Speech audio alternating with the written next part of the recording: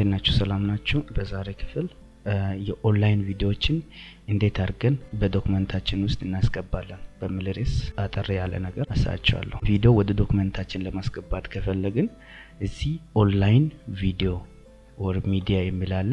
ኦንላይን ቪዲዮ ሚዲያ ውስጥ ኮኔክሽን ግን ሊኖር ይገባል። እዚህ ኮኔክሽን ወይም እኛ ኮምፒውተር ከሲስተም ጋር ኮኔክት መሆኑን መጀመሪያ ማረጋገጥ አለብን። እዚህ ላይ ለምሳሌ ሁለት ነገር አለ።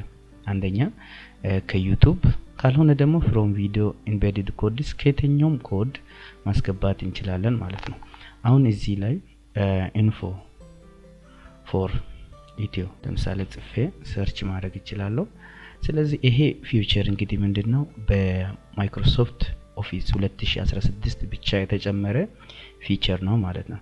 ኦኬ ከዚህ ውስጥ ለምሳሌ ማይክሮሶፍት ኦፊስ ውስጥ ከዚህ ውስጥ የፈለኩትን አንድ ቪዲዮ ወደዚህ ማስገባት እችላለሁ። ከዛ አንዱን ከመረጥኩኝ በኋላ ምን ማለት አለብኝ? ኢንሰርት እላለሁ። ኢንሰርት ስል ቪዲዮን ወደዚህ ያስቀምጣል ማለት ነው። ኦኬ ሌላኛው ነገር ከዚህ ጋር ተገናኝቶ ምንድነው እዚህ ላይ ሆቨር ያለበት ወይም ላይአውቱን እንዴት መቀመጥ እንዳለበት ዶክመንት ውስጥ እዚህ ላይ ያሳያል። ስለዚህ ላይአውቱን መርጠን የቱ ጋር በዶክመንታችን ውስጥ መቀመጥ እንዳለበት። ሁለተኛ ደግሞ ምንድነው ኢን ዘ ፒክቸር ይሄንን ሳይዝ መቀነስ መጨመር እንችላለን። መጨመር በፈለግንበት ቦታ ላይ ማስቀመጥ።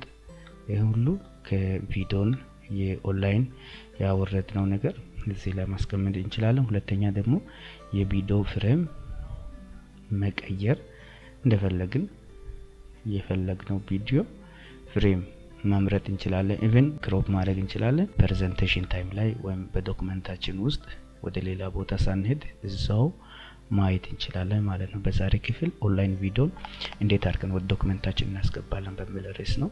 በሚቀጥለው ክላስ በኢንሰርት ውስጥ ሃይፐርሊንክ፣ ቡክማርክ፣ ሌላ ኮሜንቶችን፣ ፉተር፣ ሄደሮችን፣ ፔጅ ነምበር እንዴት እናስቀምጥ አሳያችኋለሁ።